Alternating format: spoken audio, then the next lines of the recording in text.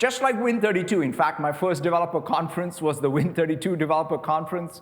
And what Win32 meant for graphical user interface, the new Windows Copilot Runtime that we are announcing today will be to AI.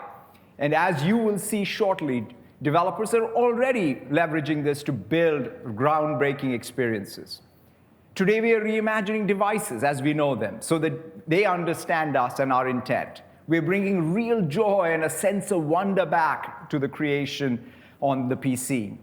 And we're using power of these new devices to make the world more accessible, and much, much more. To tell you more about this new category of devices and how we're bringing the AI wave to the PC, let me introduce Yusuf, Mehdi, and team. Thank you very much.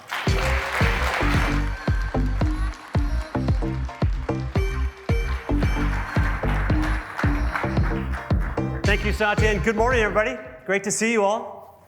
We wake up every day excited about our mission to empower people to achieve more.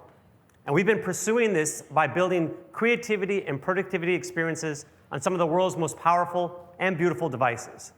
But today's kind of a special day, because today we get to reimagine the platform that fuels our work and our passions by harnessing the full power of AI on a completely new category of PCs.